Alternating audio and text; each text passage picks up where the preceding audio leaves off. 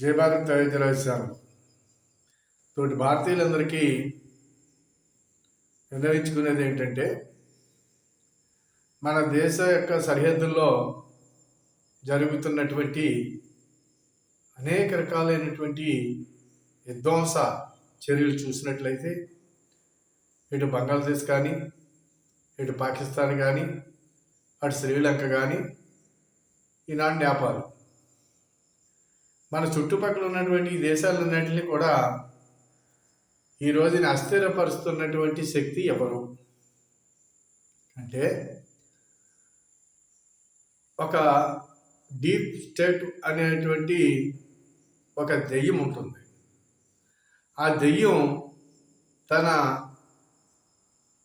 ఎక్కడికక్కడ తనకి ఎక్కడ ఆహారం దొరుకుతుందనే దాని గురించి చూస్తూ ఇలాంటి దేశాలన్నింటినీ విచ్ఛిన్నం చేసి, తన మాట విన్నటువంటి దేశాలని విచ్ఛిన్నం చేసి అక్కడ తగలబెట్టించి రకరకాల కార్యకలాపాలు చేసేటువంటి ఒక దెయ్యం డీప్ స్టేట్ అనేటువంటిది. మరి దీనికి అమెరికా,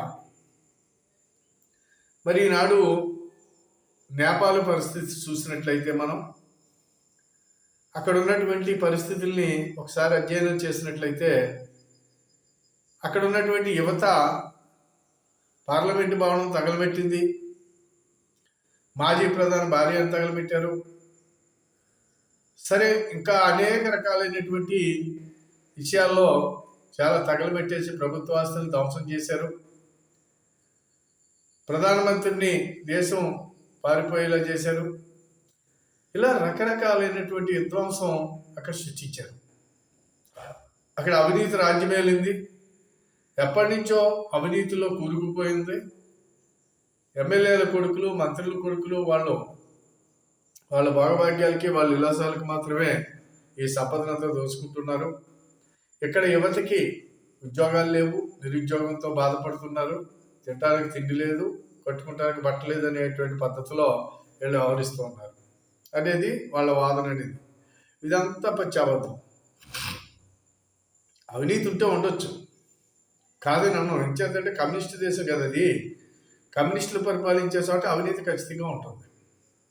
కమ్యూనిస్ట్ వాళ్ళు బయట ఒకటి చెబుతారు, లోపల ఒకటి చేస్తారు.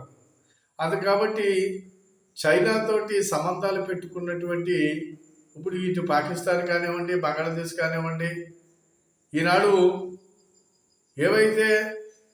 ఈనాడు నేపాల్ కానివ్వండి, చైనా ఎక్కడైతే అడుగు పెడుతుందో అడుగు పెట్టినటువంటి ప్రతి చోట కూడా ఖచ్చితంగా సర్వనాశనం అయిపోతుందనే దానికి ఇది పెద్ద నిదర్శనం. ఈ దేశాలన్నింటినీ కూడా ఒక పక్కన ఆధిపత్యం సంపాదించుకోవాలని అమెరికా చూస్తుంది, ఒక పక్క నేను ఆధిపత్యం సంపాదించుకుని ఈ దేశాల నుంచి సంపదనంతా దోచుకుని నేను ప్రపంచంలో అగ్రగామిగా నిలబడాలనేటువంటి చైనా చూస్తుంది.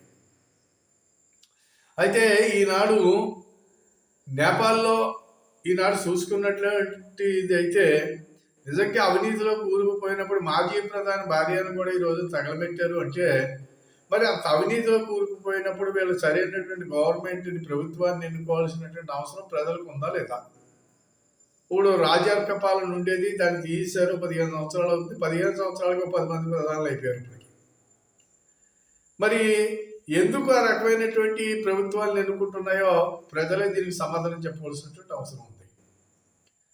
అందుకని మీరు ఎన్నుకున్నారు, వాళ్ళు అవినీతి చేస్తుంటే మీ దగ్గర ఉన్నటువంటి ఆయుధం ఓటు. ఆ ఓటు రూపంలో వాళ్ళ నుంచి మీరు లేదా ఒక కొత్త పార్టీ పెట్టి యువకులు అనుకుంటే కనుక, మీరే కనుక ఒక మంచి ప్రభుత్వం కావాలనుకుంటే మీలోనే ఒక పార్టీ స్థాపించవచ్చు, ముందుకెళ్ళవచ్చు. మరి ఇలాంటి దౌర్భాగ్య స్థితిని ఇప్పుడు పార్లమెంట్ తగలబెట్టారు. పార్లమెంట్ తగలబడిపోతే ఎవరికి నష్టం? దాన్ని కట్టడానికి ఎన్ని కోట్లు అవుతుంది? ప్రభుత్వ ఆస్తులు చాలా తగలబెట్టారు, ఎన్ని కోట్లు అవుతుంది? దేశ ఆర్థిక పరిస్థితి ఏమిటి? అసలే ఊబిలో కూరిపోయింది. రేపొద్దు మీకు ఉన్నటువంటి పరిస్థితి ఏమిటి? ఇక్కడ చర్చించుకోవాల్సినటువంటి అవసరం ఉందా లేదా? మరి దేశం కోసం దేశ సంపదను కాపాడుకునే వాళ్ళు అయితే ఈ పని చేయరు. అలా కాదని నేను అంటాను. ఎందుచేతనంటే ఈ రోజున చూసినట్లయితే ఈ జరిగినటువంటి అక్కడ జరిగినటువంటి ఈ యొక్క చర్యలు చూసినట్లయితే అక్కడ యువకులు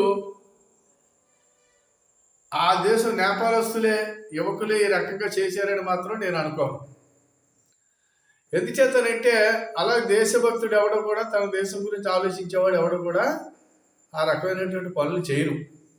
కాబట్టి ఖచ్చితంగా దీంట్లో ఒక అదృశ్య శక్తి ఉండి దీని అంతటినీ కూడా నడిపించి ఆ దేశంలో ఈ అగ్నిగుండాన్ని రాజేసింది అనేది ఖచ్చితంగా మనకి రాబోయే రోజుల్లో తెలుస్తుందని చెప్పేసి నేను భావిస్తున్నాను.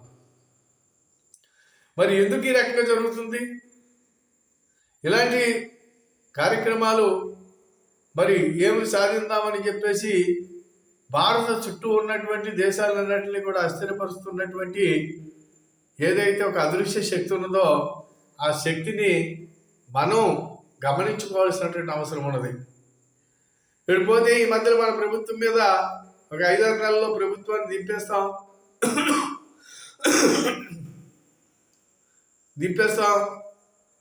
భారతదేశంలో నరేంద్ర మోదీ గారి ప్రభుత్వం ఇంకెన్నాళ్ళు ఉండదు అని చెప్పేసి చెబుతున్నటువంటి సంఘటనలు మనం వింటూ ఉన్నాం.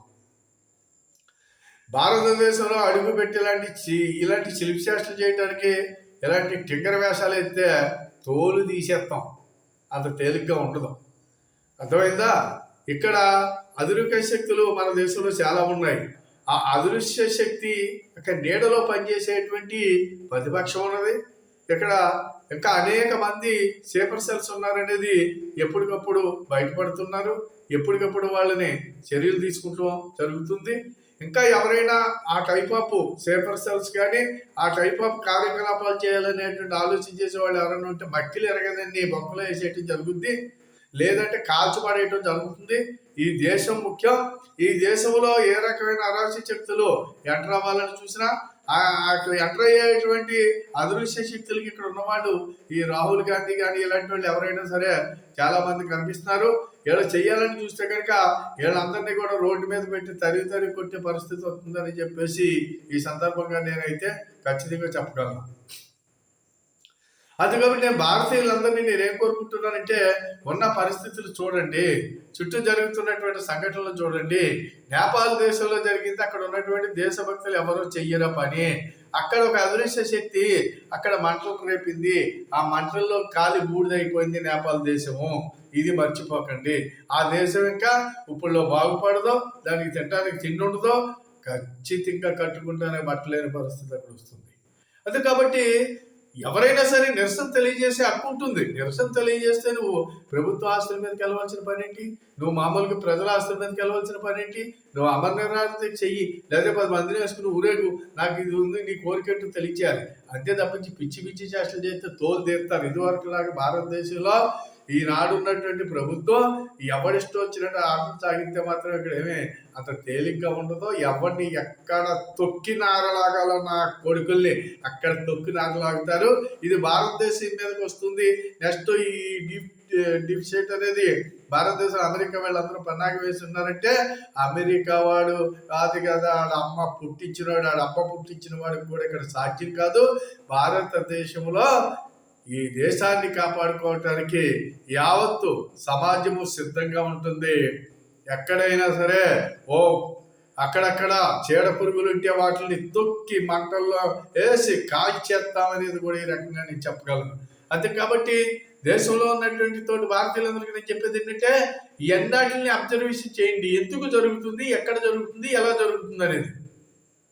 ఇటీవల మనం చూసినట్లయితే నరేంద్ర మోదీ గారు ప్రధానమంత్రి అయినప్పటి నుంచి కూడా రైతుల నుంచి మనం చేపట్టారు. అదే శక్తి. అదే రకంగా మనం జిఎస్టీ అనే దానికి దాంట్లోని కూడా మామూలుగా అక్కడ కూడా ఈ రాహుల్ గాంధీని ఒక బూస్గా పెట్టుకుని వీళ్ళు ఉద్యమాలు చేస్తారు. ఇక్కడ ఈవేళ ఓట్ స్టోరీ అంటాడు, రేపు వద్దున ఇంకోటి అంటాడు, పార్లమెంట్లో హిందువులను అవమానిస్తాడు, పార్లమెంట్లో హిందువులను ఉగ్రవాదులు అంటాడు. ఎందుచేత హిందువుల్ని రెచ్చగొట్టడానికి చూస్తున్నాడు వీడు. కాబట్టి ఈ రాహుల్ గాంధీ గారి విషయంలో ఇంకా అనేక మంది ఇక్కడ మేధావులు, అనేక మంది మేము సీనియర్ జర్నలిస్టులు అంటాడు, లేకపోతే మామూలుగా ఇక్కడ అనేక రకాలుగా ఈ దేశ వ్యతిరేక కార్యకలాపాలకు పాల్పడుతున్నట్టు అనేక మంది ఎదవలు ఉన్నారు. ఆ ఎదవల్ని తొక్కి నాగలాగే రోజు వస్తుంది. కంపల్సరీ నరేంద్ర మోదీ గారికి ఈ భారతదేశంలో యావత్తు సమాజము ఆయన వెన్నంటి నడుస్తుంది. భారతదేశాన్ని కాపాడుకుంటానికి అనేక మంది ఎదవలు ఈ దేశంలో అడుగుపెట్టి ఇక్కడి నుంచి మామూలుగా నామరూపాలు లేకుండా పోయారు. వాళ్ళందరినీ నాశనం చేసి వాళ్ళందరినీ తవిరి కొట్టినటువంటి దేశం ఇది. ఇక్కడ ఏ రకమైనటువంటి డీప్ స్టేట్ అమెరికా వాడు తొక్కలోడు తోల్లోడు ఈ లాట్లేం మనకి ఇక్కడ సాగమని చెప్పేసి సందర్భంగా నేను ఖచ్చితంగా మనం చేస్తున్నాను. కాబట్టి యావత్ భారతీయులందరూ కూడా చాలా జాగ్రత్త వహించవలసిన అవసరం ఉంది. నేపాల్లో జరిగిన సంఘటన ఆ దేశంలో యువత కాదు, ఆ దేశంలో ఉన్న వాళ్ళు కాదు, జరిగింది వేరే జరిగింది. అదేదో ఒక 2-3 రోజుల్లో మనకు అన్ని తెలుస్తాయి బయటికి. ఖచ్చితంగా ఈ మంటల వెనక అమెరికా హస్తం ఉంటుంది, డీప్ స్టేట్ హస్తం ఉంటుంది. ఖచ్చితంగా ఈ దెయ్యము ఆ దేశాన్ని నాశనం చేసింది అనేది మర్చిపోవద్దని చెప్పేసి, అలాంటి శక్తులు భారతదేశంలో ఎక్కడైనా సరే కనపడినా, మన ఇంటి పక్కనున్నా, మన ఈదులో ఉన్నా, మన ఊరిలో ఉన్నా, ఎక్కడికక్కడ కొత్త వ్యక్తి వస్తే గమనించండి. వాడిని ఖచ్చితంగా మనం ఏంటనేది అబ్జర్వేషన్ చేసుకోవాల్సిన అవసరం ఉంది. వెంటనే అలర్ట్ అవ్వాల్సినటువంటి అవసరం ఉంది. మత రూపంలో ఎక్కడ చిచ్చు పెట్టాలని చూస్తారు.